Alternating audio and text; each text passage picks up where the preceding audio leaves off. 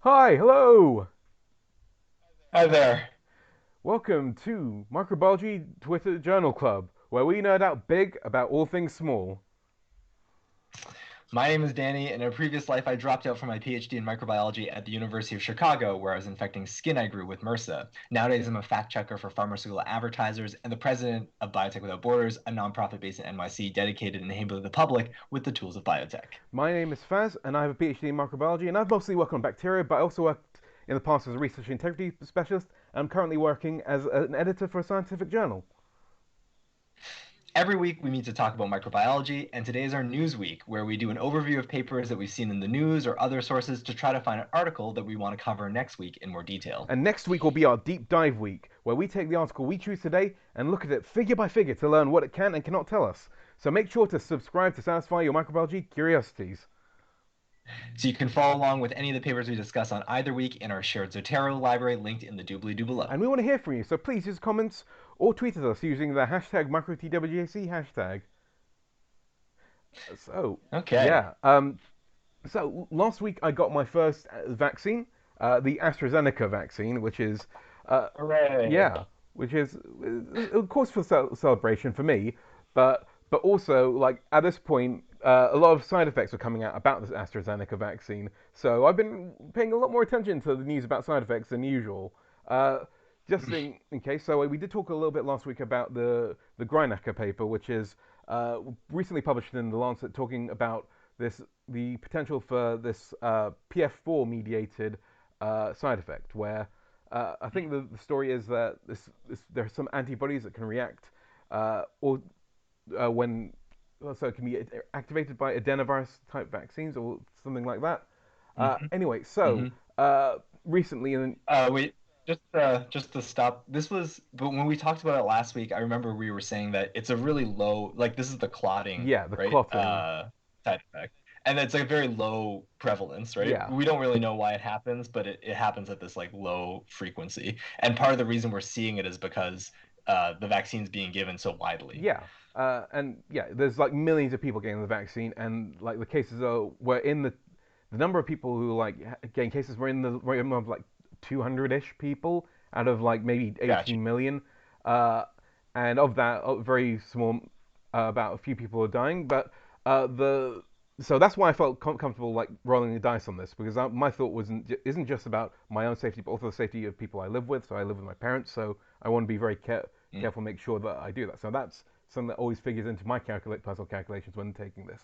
Uh, but Yeah. it might be different. I mean, some people live alone and they don't, and you know, uh, and also like we yeah, there's just so much we don't know. But adding to things we don't know, we recently news that came out the adenovirus 26 vaccination. So that's the Johnson based vaccination could also potentially Yes. cause a similar side effect. Yeah, yeah. So it, also adenovirus, but it's a different Yes. adenovirus, right? Like there are two different strains. I mean, I guess that could speak to like a commonality to adenoviral vaccines. Doesn't matter whether you got your adenovirus from a chimpanzee or an infant child. Yeah, that's the story that's being built. So the idea is that the kind of the hypothesis at the moment. It's not there isn't much. We still. I mean, these are all too low. There haven't been enough cases for us to pick out a full mechanism yet. But what's been proposed is that Mhm. these vaccines contain DNA, and if they have like a high dose of that, a lot of DNA floating around in your body can elicit this autoimmune response that can generate this Interesting. clotting effect. Um, so, so I mean, on the one hand, Hmm. I mean that's pretty bad for vaccines with DNA in them, like adenoviruses. But on the other hand, Inova uses DNA, and I hate that vaccine. So I'm so you know, but yeah, I guess for those who aren't in on that part of the conversation, that's the yeah. electroporation They version of stick yeah. electrified needles into you and electrocute you to get the DNA into your cells. So you know what? No thanks. But this hasn't been proven yet. Um, So So is that what this correspondence is yeah, this about? is The about thrombic cyto. this is specifically about the Johnson vaccine. So it's been held Hmm. up now because of this. Uh, so again, what they found basically almost very similar, like a similar situation almost to the previous paper where It's predominantly like people talk about this paper usually female women. Female women. Sorry, I hate myself saying that. I mean women. Uh, and yeah, then yes, and showing similar symptoms. So it's essentially confirming. Well, it's showing that something similar is happening. But again, these are Mm. like isolated cases. We don't necessarily know the full context of everything, uh, which is Hmm. what brings me to this next paper that I want to talk about side effects, which is about cerebral venous thrombosis. Uh, so, Hmm. yeah, this is a paper that was based on electronic health records, and this one is so. When I first saw this, I thought, oh, this is a welcome bit of context about this because it takes a sample of cases that are taken from like records. So, uh, so taken from medical records from this third-party company called Hmm. Trinitex Analytics. So it's an electronic health records network that records anonymized data from a number of different healthcare organizations, so it gives you access to a number of different Yep. cases. So whenever like someone comes with a case of say cerebral venous thrombosis or COVID-19, you can like record that and you can go through the data and see like the numbers. And that's what the researchers here did. And what they found was that venous thrombosis tends to be sorry tends to be a lot more common when you actually have COVID-19 cases than in the vaccine. So Mm. Oh, so actually this is some counter evidence then, right? To if people were seeing rates of this particular this particular side effect like in the vaccinated population, but people hadn't done the comparison, right? To say like I think we yeah, said this last time too, like what is the actual rate in the regular population, or I guess here in COVID-19 infected yeah. people. So essentially, I think they find that it's got quite significantly more. So like I think by a factor of me double check. So yeah, about 39 per million people have get it after a COVID-19 diagnosis, and that's versus about Yeah. four after a vaccine. So so there's a That also sorry. But this is not I was just thinking like but that like the clotting like it's kind of funny, right? Like I think it's this is where the difficulty comes in the language, right? But like clotting there was already a clotting Yeah. symptom attributed to the SARS-CoV-2 infection. But the clotting that was seen in the it like that we're hearing in the news about the vaccine, that's presumably not associated with the infection. So yeah, um it's a very specific kind of clotting that is being seen with the vaccine, and the one like fault fault of this paper is it doesn't really delve too deeply into that. It doesn't. So what they're looking for, what we're looking up for is like heparin-induced thrombocytopenia or something like that. Um, mhm. and whereas this paper it goes off of hospital records, so you're basically you are relying on the doctors at that time to have checked for that, and if they haven't checked for it, you don't know Right. whether it happened or not.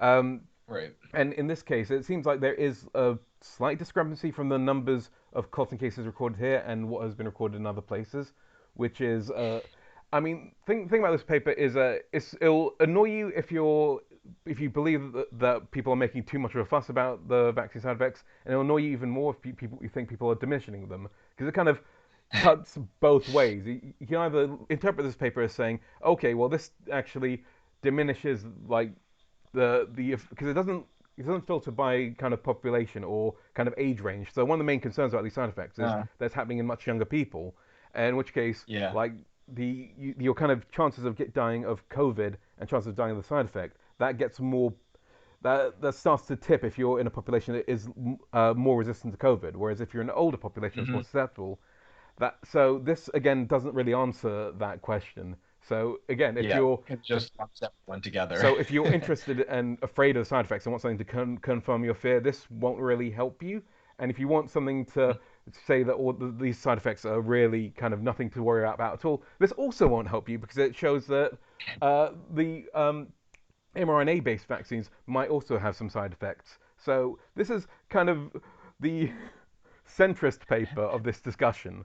that'll displease most And I people. think that I guess it's important then that you spoke to this fact that like the way that this data is collected also means that right like these are not this is not like some control this is not gold standard controlled right to find these types of associations like this is like trying to figure out with the data sources we have can we parse this apart anymore and it sounds like it's difficult Yeah. using this data. So the reason I brought this Yeah. up is because I've seen this paper used to boost both narratives. So I thought it was important to like Mm, look at this and see what it's actually saying. And what's actually saying was a lot more vaguer and a lot less kind of controversial than what people are trying to make it say. Um, yeah.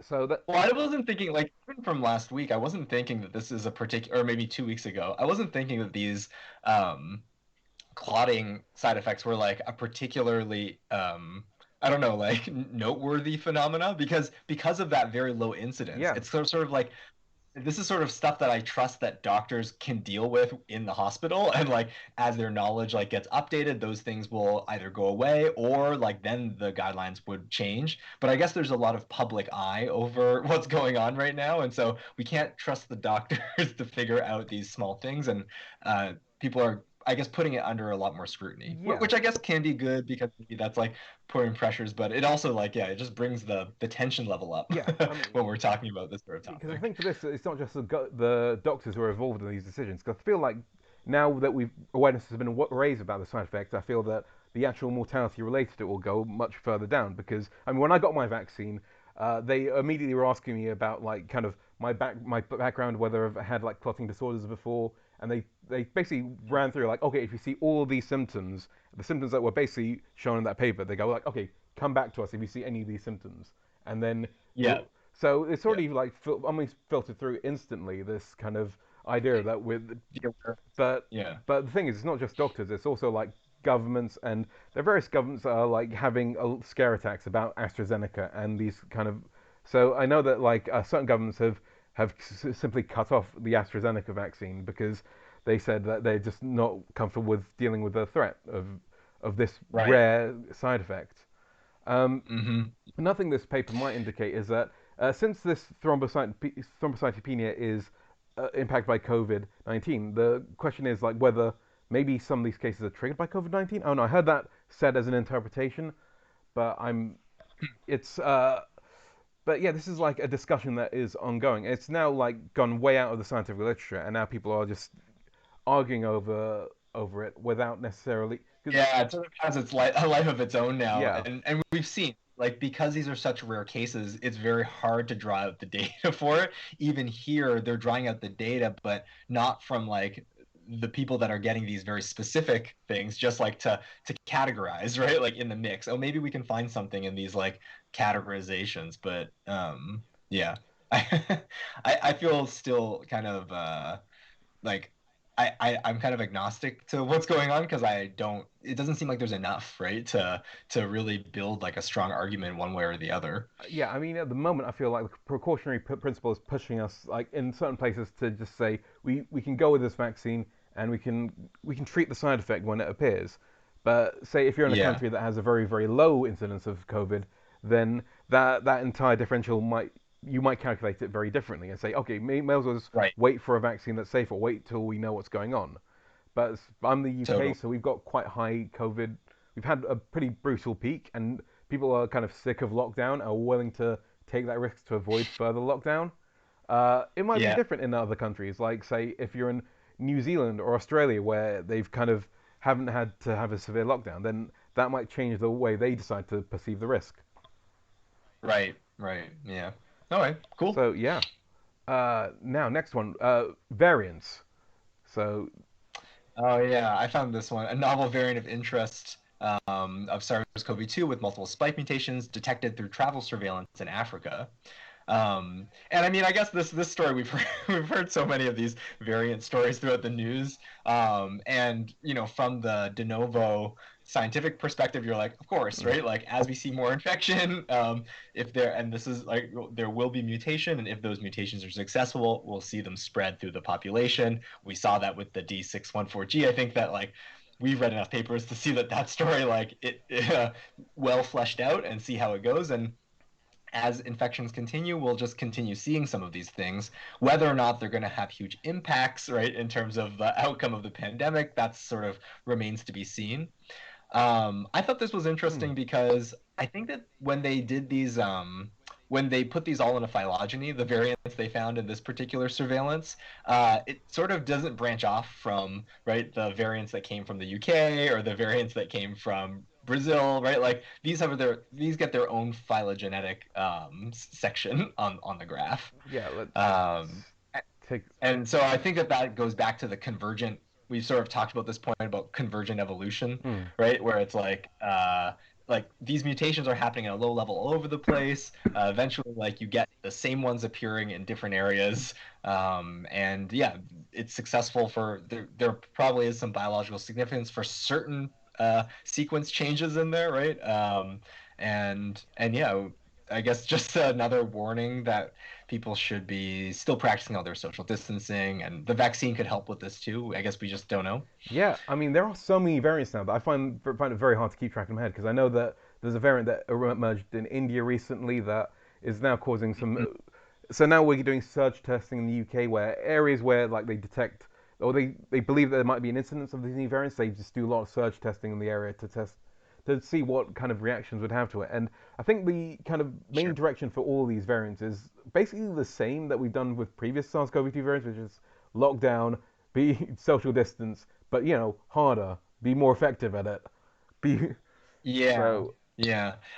I think yeah, like there's all these variants and we may have talked about this before, like these variants like they're clusters of mutations, right? And like this is that story about convergent evolution. Like from that cluster of mutation, you can say, "Oh, this is the lineage it belongs to," because like, mutations accrue over time one by one and you can do the family tree.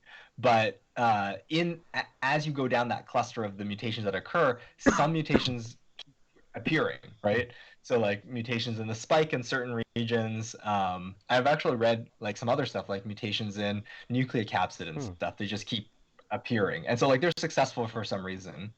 The other thing that the reason I also want to bring up this paper was it's from travel surveillance, right? Like this is also like a really important point I think to get from the story of the variants is that like you only see them when you're testing for yeah, them, right? Like we talked about the New York one a little while back, right? Like oh, it took a research institution like to genotype a bunch of things and be like, there's one in New York, right? Like chances are if there's high levels of infection in your area, right, there is some variant around. yeah, And detecting them is very important because that could be the first step to like, again, leading to policy that says let's back off on opening some things up because we want to wait till this variant sort of dies down for a while. yeah. So yeah, I think that this one comes up through travel. Yeah, So like I'm just like, oh, that's so crazy. And they speak to it in this paper as well that like that they don't have like a robust testing strategy, right? Like inside their hospitals or something like that. hmm. So like they only got it because it was enforced during travel to test. And yeah. Yeah. This study was conducted in Angola, where they were like, and the thing is that the strain they discovered came from Tanzania, so the odds are that when the strain evolved there, or maybe somewhere else, and then eventually made its way to Angola. So we don't know whether Angola is the source. This is where it was first discovered. So it's Yeah. very. This is kind of fascinating. Also fascinating to see like how their travel restrictions work, because I think other countries like the one I'm in don't necessarily apply them as stringently. Um, so yeah, next paper: immune life history, vaccination, and dynamics of SARS-CoV-2 over the next 5 years. Yeah, this I think piggybacks well off of the discussion of the variant. I think we've said it a few times before, talking about like what's the path, Hmm. right? What's the path for this virus, knowing that it's mutating, right? And but we're getting vaccinated, so presumably we're not going to get serious disease as well Hmm. if like a lot of people get vaccinated. So this paper uses that model that we've seen before in some previous, the SIR Yep. model.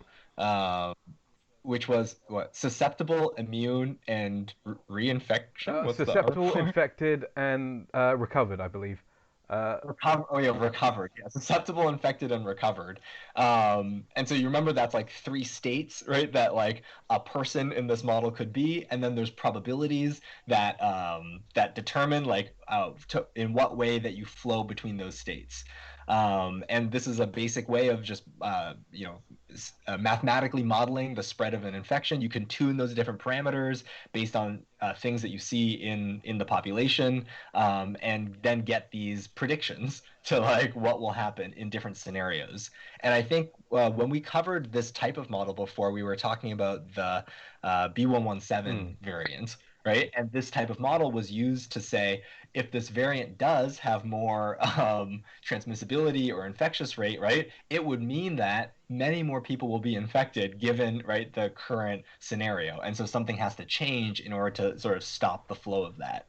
And so this one is looking at what if our vaccines are effective in a short period of time versus a long mm. period of time? What if not a lot of people are getting vaccinated versus a lot of people getting vaccinated? What spikes might we see in the future, right, with this type of model if we play around with some of these parameters?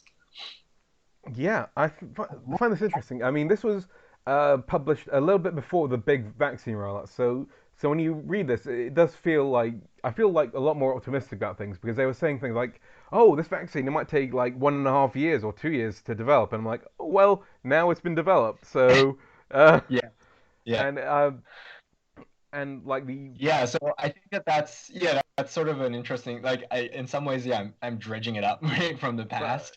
But like the model still yeah, applies, right? Like I think this the strength of this is that they look at other SARS-CoV-2 viruses, other like coronaviruses, and the thing about models like this, it is about tweaking numbers, and I feel like it's still important because again, a lot of the papers we looked at assume they don't plan over the next 5 years. They don't assume that the vaccine, like kind of immunization will decline in the same way that other coronaviruses as well. And I think that this is kind of an important thing to look at for this.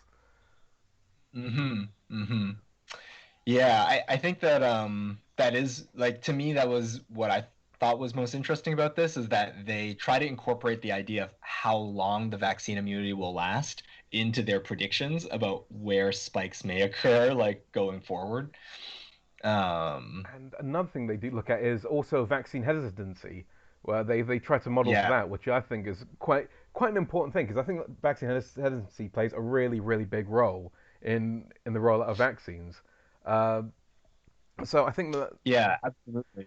Because I think hand in hand with the vaccines, what we're seeing is a relaxing of the policies as well. At least that's sort of mm, how it goes in New York, right? Like we're getting tons of vaccines. There's hubs opening, right? Like all the time. People are refreshing their browsers to try to get their vaccinations. But like eventually there'll come a point where everyone who wants a vaccine has gotten their vaccine, right? And then there are people that don't want to get the vaccine, right, for whatever reason, and everyone's gonna be mixed though, right? So what are the infection dynamics in those scenarios? Yeah, that's what I think interests me about yeah, if we were to cover this paper. yeah, for sure. Okay, I'm going to move on to the next paper, which is vaccine boosts protective responses and counters SARS-CoV-2 induced pathogenic memory B cells. So, in the long time ago, we did look at a paper that looked at kind of people who were suffering from coronavirus and looked at how coronavirus can affect the B cell response, and specifically the memory B cell response and how it can cause the Mhm. existence of these things that were called like exhausted memory B cells or double negative memory B cells, which are thought to be pathogenic and not very good at dealing with the immune response. Now, this is an interesting Mhm. paper to follow on from that kind of story by looking at what happens when people are vaccinated, and what they find is that actually when people so they're looking at people with uh, long-term coronavirus, so people who have had Mhm. it for convalescent patients. They looked at them over the course of like 7 months, and then following mRNA vaccination, and during that time they measured the presence of this double negative memory B cell set, and what they found was Mm. interesting because so almost like after like their infection, the double negative memory B cells that were responsive-ish to RBD tended to like increase Hmm. so they can tend to reproduce. And then when the coronavirus like when they were vaccinated, that B cell subset decreased in number, Yeah. which which is interesting. And and the thing that they've linked up to, which I find also really cool, is that they link it to long COVID because one of the things that people have been finding in long COVID is that that can disappear after people get their first vaccination. So that's trying to Uh-huh. link this pathogenic memory B cell subset to long COVID. So Yeah. there's a lot of interesting little things to this paper. Absolutely. Yeah, no, I think that is pretty fascinating. I think it again speaks to that complexity in the immune system, right? And that that symptoms are both coming. I mean, we know this because we study infectious disease, Mhm. but like that symptoms both come from, right, the virus as well as our immune response to it. And so when you have a vaccine that tickles your immune system in a different way, it has the potential to affect, right, symptoms right, of origin that could just be like your long-term immune response, right, Mhm. is acting in a certain way that causes the virus to be incompletely controlled. Once you get vaccinated, it changes it again, and now maybe you have different symptoms. And I mean, it sounds like better, right, is what people are saying. Yeah. Hmm. So, yeah, another good reason to get vaccinated, I guess, even if you had COVID. Uh, Yeah. so, It's cool that they actually look at the same subset, right, of B cells yeah, that we were looking at before in the germinal center. I always like the full circleness of science that, like, people have been reading the same things and the questions that we're asking are sort of building off of each other. but yeah, it's great because I imagine because of that paper, people could look at that and go, okay, let's see whether that happens in our patients. And in this paper, they were Hmm. looking at that and going, okay, what happens with this subset? And then their patients start getting vaccinated, and then they had this opportunity for a whole new question to ask and go, okay, Hmm. well, what happens after they're vaccinated? And so there's a really interesting story being told by this paper. Um, Yeah. Yeah, and the linkage to long COVID, again, that's something that we don't know very much about. I'm not even sure whether it's necessarily valid to say that because there's so little we know about long COVID, but I Yeah, just like the found it. formal definition of it, right? I think we spoke about that maybe 2 weeks ago. Like we've been scraping the bottom of trying to define it again through these large retrospective sort of studies, right? Where you're just collecting a lot of people and saying they are reporting these symptoms. The statistical evidence seems strong that there is something there, but we can't Yeah, define it well, especially from this mechanistic point of view. But yeah, and I guess with this, it gives another opportunity for people studying long COVID to find something that's close to a biomarker for it, going like, okay, well, we know this DNM subset might potentially be hypothetically related to long COVID, so let's test it in these patients who have long COVID, and then we can yeah. see whether there might be a link or not. There might be, there might not be, but but it gives us something to latch onto, and then like ask further questions. Yeah, that's a really interesting paper. Yeah, building on some of the mechanistic insights we've had to continue drawing out, right, more mechanism about the disease. Yeah. Human pluripotent stem cell derived intestinal organoids model SARS-CoV-2 infection, revealing a common epithelial inflammatory response. Ah, yeah, this one we've covered some papers like this before, right? Like I just pointed out because it is interesting to see how much organoids have been playing into a lot of these disease models. Hmm. So here we go. Now we're growing organoids made out of the colon, right? And we're compare and the as well as the lung epithelium, and we're comparing that inflammatory response. I think I've already seen. I think we've seen papers in the past where they compare inflammatory response between cell types. So here they're just adding in that three-dimensional nature that these cells are differentiated now, Yeah. right? Yeah. Yeah. Okay. Next paper.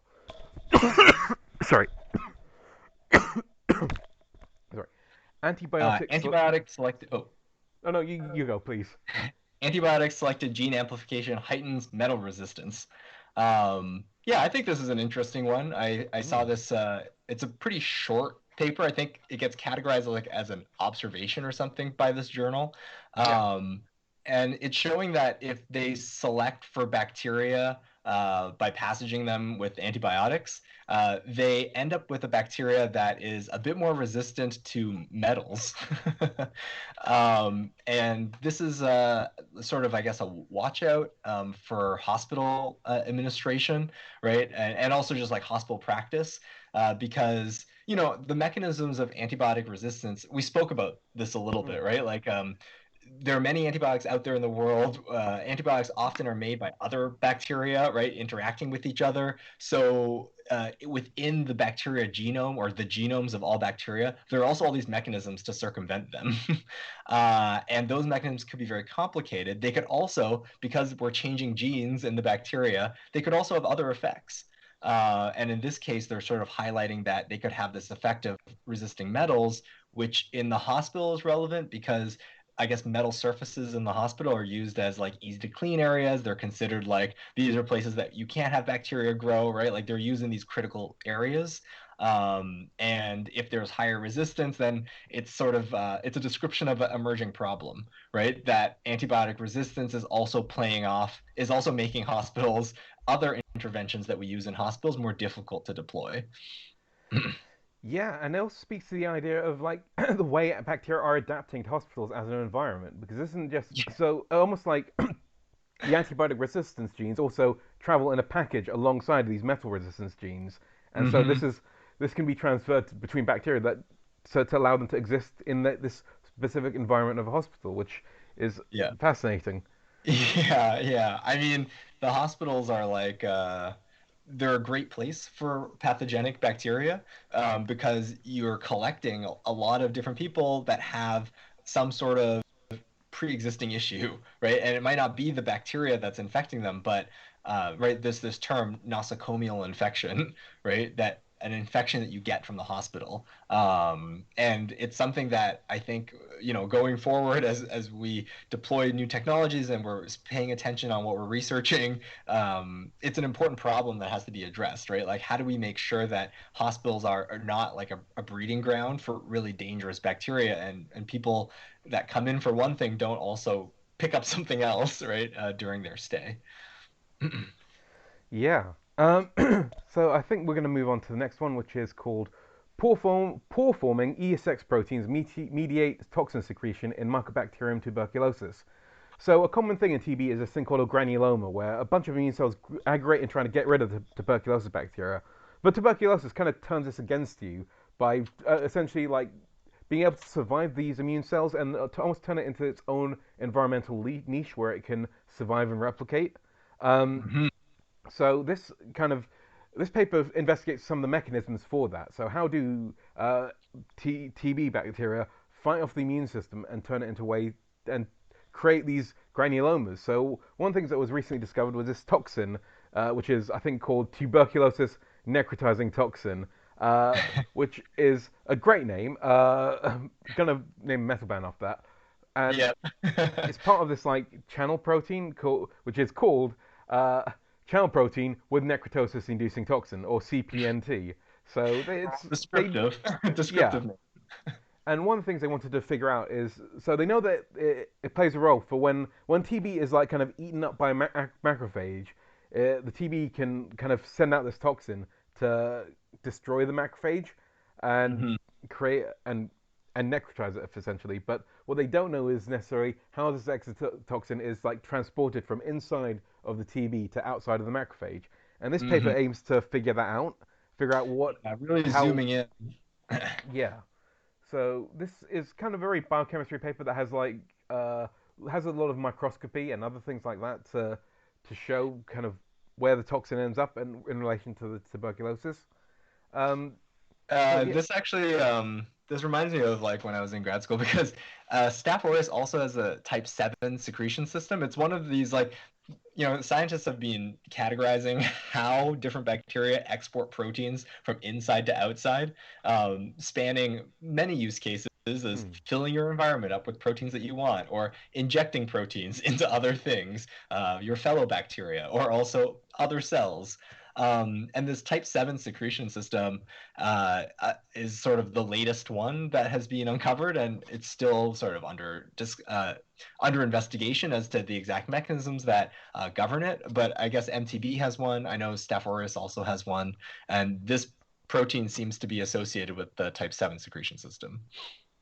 Yes, and the thing is, like for TB, these sorts of things haven't been necessarily been shown before. So I guess the novelty here is that this is a new system that they and now they found that they can look for it in other pathogenic bacteria as well.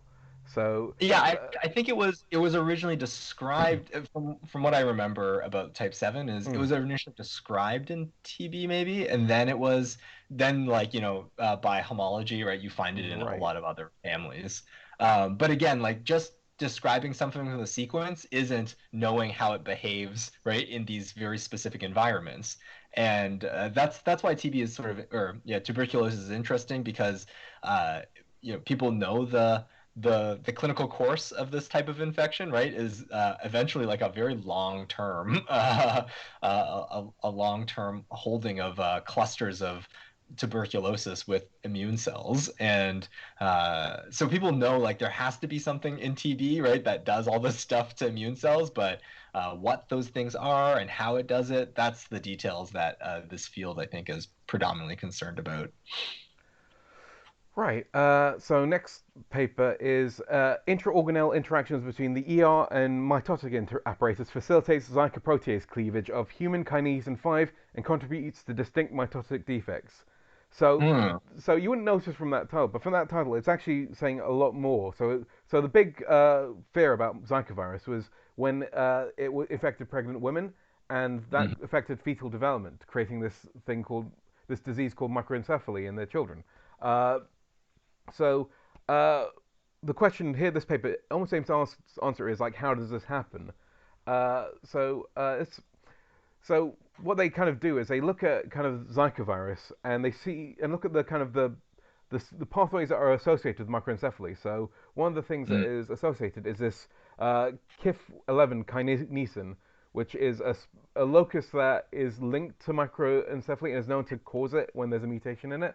So they were looking at saying whether this virus can actually affect that, and so they looked at Mhm. the protein that was created by that locus. So human kinesin 5 is linked to like this a lot of the important parts in like fetal development. And what Mhm. they looked at is they took these Zika proteases and found a way to express them in a way that they're expressed during normal infection. So where they during normal infection they're kind of inside the endoplasmic reticulum membrane where they can cleave Mhm. proteins. And in this case, they found they could cleave human kinesin 5 in this situation, which kind of creates this mechanism that allows us to understand how infecting an infection by Zika virus can lead to fetal microencephaly. Yeah. Very interesting. I mean, this is I think these are like this is so in this case, right, the Zika virus, like, does it want to cause microcephaly, right? Like as part of its infection strategy? Probably not, right? Yeah. Those proteases are being used to process their own proteins, but human bodies are very complicated, especially during development, right? Like very key steps have to happen in order for development to go right. And so if you have the introduction of this other protease, it has off-target effects. It cuts up some human things, and then it turns out that causes a developmental disorder. Yeah, that's a really interesting. That's an interesting story. Yeah. Um, There's also some really awesome images of like the mitosis here. um, yeah, let's see if I can pull up some of those images. Yeah, it's got lots of very cool images, and this is like a really interesting paper because it's one of those like things we knew that happened, but we didn't know why, and it didn't seem to necessarily make sense at the time why a virus would do this. But now this yes, kind of builds in a story for that, which yes. is quite an interesting one. And I guess it also shows you how long it really takes. Like let's say, like, when was Zika? Zika was at its height, like during the Brazil Olympics, right? Like that was like Yeah, 5 years ago, more than yeah. that. I think 5 years ago makes about that amount of sense because Okay. again, Yeah, so like it takes a right, like back then, like it's one thing that they identified that, oh, it could cause these things. That's from the clinical perspective, mm, right? And then that like informs different actions. But from this mechanistic perspective, it took us all this time, right, to sort of find out. I think I mean it shows sort of the process, right, of driving down to mechanism, that it does take a lot of time, it takes a lot of attention, and it doesn't follow that same sort of trend. Like you don't get that answer immediately mm. about as to why certain things happen. Yeah. So I mean, with coronavirus, we've been somewhat spoiled because there was so much like research done before then on related viruses, but here Zika virus Hmm. didn't really have that as much because with Zika virus there were like 5 papers total about Zika virus before the outbreak happened. So it Yeah. was so we had so little information. It's great that we're kind of building up now. Um, Next paper, parallel bioreactor system for accessible and reproducible anaerobic culture. Uh, Yeah, I thought this was a fun and an interesting paper. I liked in their introduction they were just saying, this type of equipment is rather expensive, right? So there are many different types of bacteria. Some of them live with oxygen, some of them live without oxygen, mm, and it takes a special type of bioreactor to grow those ones that don't live without oxygen. So that's an anaerobic condition. mm, And in this paper, they're just a research lab and they want to do studies on these types of bacteria, but they don't want to have to shell out for a really expensive setup. And so they develop their own way of making a little anaerobic bioreactor.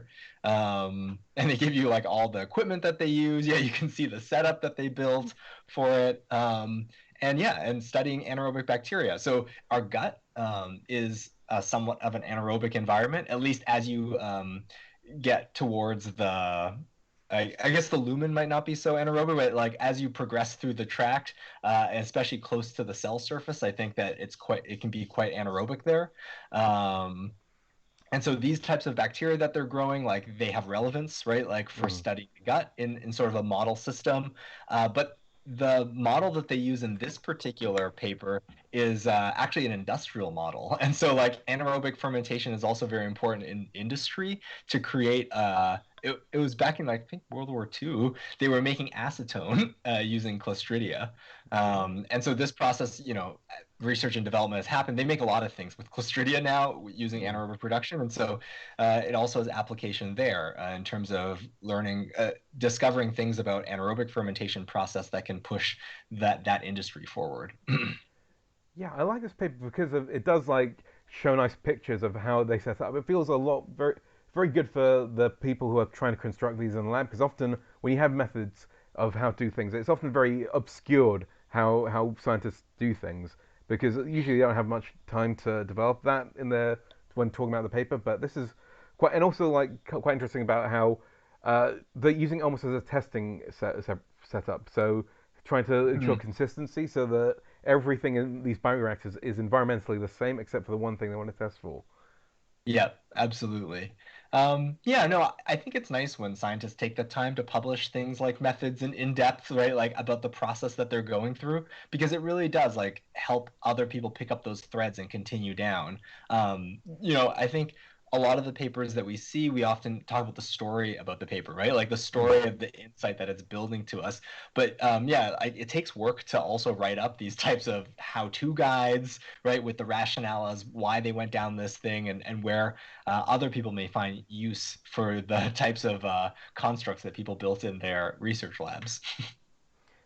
Yeah, so this is quite a cool paper if you want to kind of set something up like this. And Mhm. they do basically use the acetyl butanol ethanol fermentation as like kind of a test bed to demonstrate it. And the idea is that okay, they've demonstrated it works here. You can go off and do your own research using this kind of system. Um, Yeah, absolutely. If there's other anaerobic bacteria that you're interested in learning certain parameters for, right, that come with scaling up growth like this, I think you can also remember that a lot of parameters that we know about bacteria were made in these types of continuous culture bioreactor systems, right? Like how long does it take for something to grow? mm, What is the preferred carbon source? Like these types of things usually come, I mean, this is again a bias of the literature, but it comes from this sort of like understanding of log phase growth bacteria and these types of setups give us give us that insight, can give us that insight. right. Now, next paper is a kind of an interesting and kind of weird one. It's one of those like prospecting papers where you go out somewhere weird, you sample it and find a weird bacteria. Hmm. In this case, the thing they were sampling was this thing called deep fracture water. So in this case, it's as a side effect of gold mining. So when you Hmm. dig down deep, you can find like subsurface reservoirs, and inside those reservoirs are specific species of bacteria. And in this case, as part of the gold mines from a number of different places around the world, they sampled uh, bacteria from very far off different places, from places that are essentially isolated, and then they sequence their genomes. Um, so the bacteria that live in here, it's usually they subsist off of uh, hydrogen, so H2 ions, formate, and sulfate. So we talked a little bit about that a while back Uh-huh. in our top 10 most cited papers.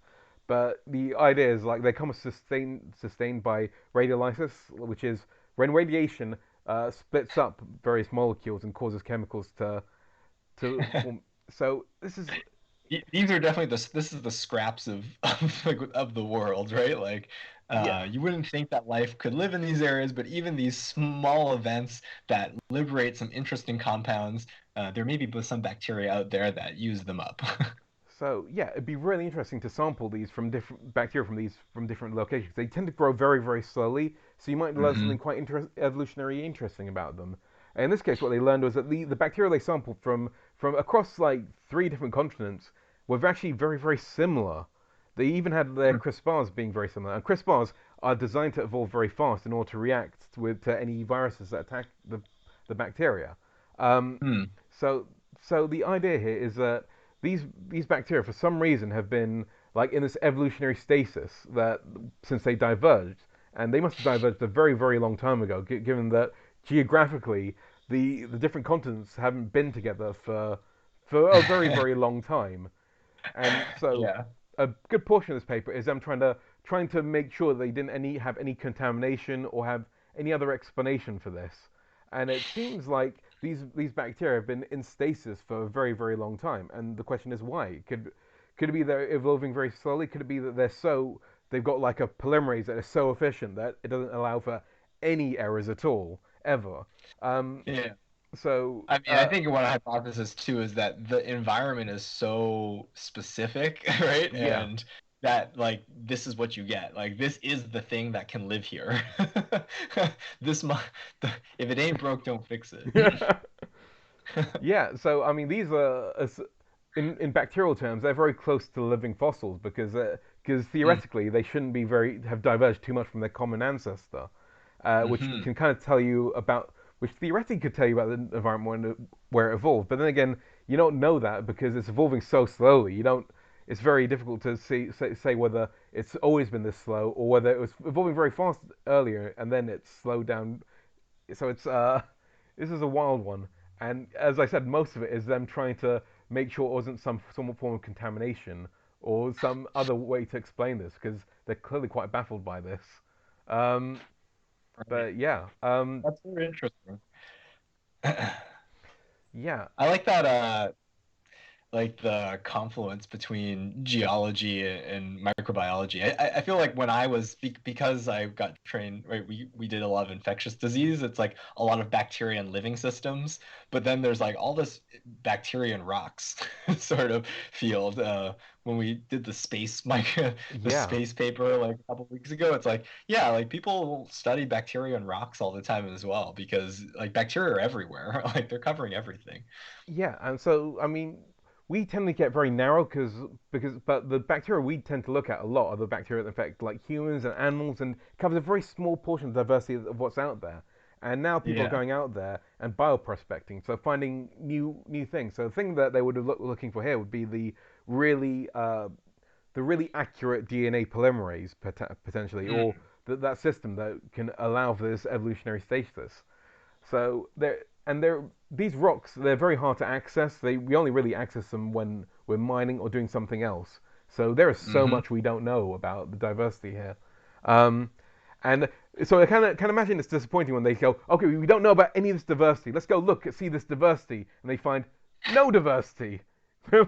They're all the same. I, I mean, Totally. yeah, I do almost feel bad for them because they're like, okay, well, I guess we're gonna pick out a story for this somehow, and they're thinking, okay, the first thing anybody's gonna say is like, oh, did you contaminate in the lab? And it's so I really feel for these people. Uh,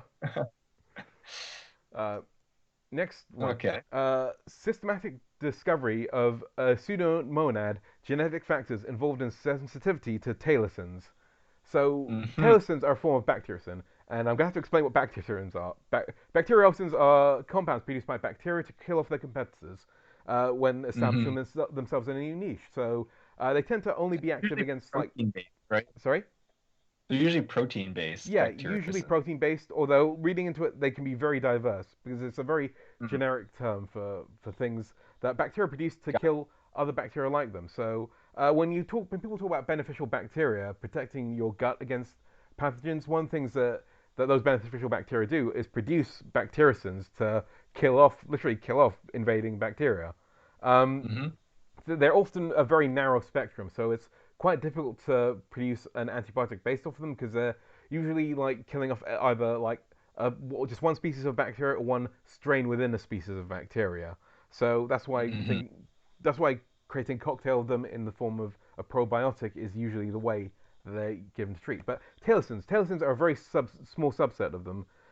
And this is an interesting one because why they're called tailocins? They're called tailocins because they're derived from these viruses, these bacteriophages. So these bacteriophages have a head that contains all the genetic material and a tail that latches onto the bacteria and injects that Uh-huh. genetic material. And occasionally, so usually when sometimes these like phages don't work and they just get incorporated in the bacterial genome, and the bacteria just Yep. takes these phages and then mutates them, and eventually they find a function in the bacteria. In this case, these telicins are derived from these viruses that infected bacteria and are used to kill off other bacteria that are related. Uh, Yeah, that's wild. I think that that's very interesting. Yeah, so they resemble the tail of these particular phages, right? And so tailicins, yeah, tail things that kill other bacteria. yeah, the thing that almost killed the bacteria has now been fashioned into a weapon by these Mm. pseudomonads to kill other pseudomonads in this constant battle for dominance within whatever niche they're trying to get into. Yeah, but also that's not like that story is fascinating, but also not that uncommon when you think about it. Like Mm. there's so many examples of sort of foreign so-called proteins getting incorporated and then used in some other way. Systems actually, people say, oh, this Yeah, has a lot of similarity to a secretion system seen in the phage. It could be that this was co-opted sometime in the past. Yeah. yeah. So in this case, they try and look at the target of these telicins. So what are these telicins binding to that causes the bacteria to die off? And they kind Hmm. of like at the moment what they tend to they've kind of like used a genome-wide screen. They use a genome-wide screen in four various species of pseudomonads to identify which ones are more sensitive, and then pick out which genes are different between them to find out what their susceptibility is. So they hone in on O-specific and antigen, which is this component of the bacterial cell wall as a target, Uh-huh. and so and also if they take a strain and the cell wall is thinned, that makes them more sensitive to it. So it's Interesting. uh yeah. Yeah. Yeah, I guess like in some ways this is like a description of this subset of evolutionary arms race, right? Between Pseudomonas, right? Like what tailocin do you have and what does that tailocin bind to, right? Because like I think maybe we didn't say this, but like they come from the tails of the phage. That's what the phage used to bind onto, right? The Hmm. bacteria. And so they can differ, right? There's like bacteria don't want to have certain like they need to have certain receptors on the outside, right, or certain surface proteins, but they don't want them to be bound up by tail phage, and I guess they don't want them to be bound up by tailocins either. Hmm. So yeah, there's this all these different evolutionary pressures that go into that. Yeah, That's cool. so that's cool. Next paper is quite cool. So site-directed cross-linking identifies stator-rotor interaction surfaces in a hybrid bacterial Flagella motor. Yeah. That's So yeah, I think people like flagella, it's people call this like a biological machine of some sort, hmm. right? Like it's a very large complex of different proteins, and I think we briefly touched on it that it uses proton motive force in order to Hmm. basically in order to drive an electrostatic motor, essentially. At least that's our understanding of it. But I guess it's never been confirmed that if you freeze up, if you lock up the ability for that motor to spin in a certain way, that it would stop the motion. And so in this paper, I think in some ways this is like the story. There's so much already known about the flagellar motor. I actually from browsing it, I don't know how this particularly fits in, but this is an extension of the story, like another piece of data that says this is how the motor works, right? Like it needs to spin in order to make things go, and if they make mutations that lock up that spinning, they find that those bacteria don't move around. Yeah, and they use a UV reactive amino acid that basically like crosslinks whenever it gets hit by UV light. So whatever's Mhm. around it gets suddenly hit and linked up, and then based on that, based on what it's attached to, you can kind of infer where the position it was within that complex. So, uh, I guess like this is to me this is like a huge class of microbiology that we mm, don't often get to talk about because it is also very centered on all these gene products, right? Like mm, microbiologists, they went through, they categorized all the different genes that are associated in this complex, right? If they knock them out, it doesn't work anymore, or they don't move in a funny way. So that you build a picture, you make a model of how it works, and then you say, now, based on that model, do we know for certain that each of these things actually interacts or does the thing that we say it does? And this is like one of those papers where it's like, right, there's this huge history of learning about this flagellar system, but has anyone actually directly asked, right, does this one piece touch this other piece in a specific way? mm. And with some of these, with this technique that you just mentioned, the cross-linking, they're able to go in and answer that question for us. Yeah, and I think that basically brings us to the end of uh, our our news segment of this. So, Yeah, yeah, got something to read.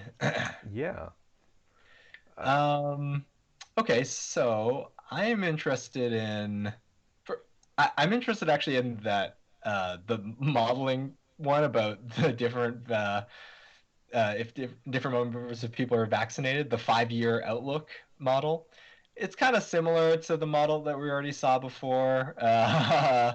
So maybe that's a reason not to do it. But I think just from the personal perspective, like I'm like, oh, how does this fit in? Like, and I don't know if it fits in with refining this model more and more. Like, it should also take into account variants, or how does it take into account these different things? That's what I'm interested in learning about it.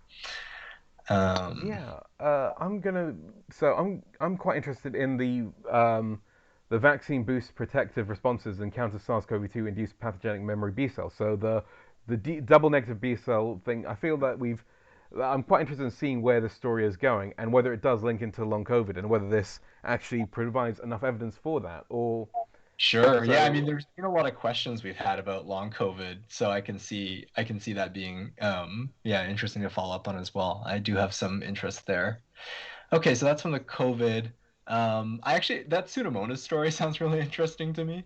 I'm yeah, also interested there.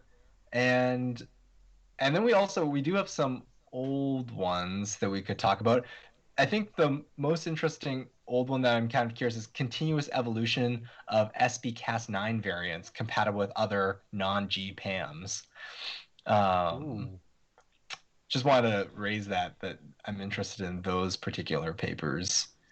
yeah. I guess the I'm question is, do we want to go COVID or non-COVID this in the deep dive for next week? So I feel like we've gone non-COVID for the last two times, so we might want to go back to the well for COVID. I'm not sure, Yeah, um, I but then again, yeah, I'm going back.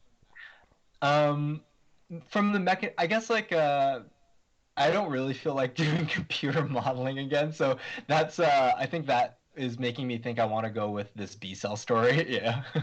yeah, I kind of want to go for this B cell story as well. Okay. Uh, yeah, okay, so uh, tune in next week where we'll be looking at vaccination boosts protective responses and counters SARS-CoV-2 induced pathogenic memory B cells. Yeah, we want to remind everyone that while we're very enthusiastic about microbiology and somewhat qualified, it's possible that we didn't get everything right. The science is about thinking critically and asking the right questions. So if you have any questions or corrections, please let us know in the comments. I agree, and you can also reach out to us over Twitter with the hashtag MicroTWJC, and we both believe that peer review is a process which we can all participate in. So I hope you all had a good time listening, and uh, and I think if you have anything to add, please let us know. Yep, it's been a pleasure chatting with you, Fuzz. Same here, Danny. Uh, Tune in next tu- week for more microbiology content. See you then. It's been a pleasure.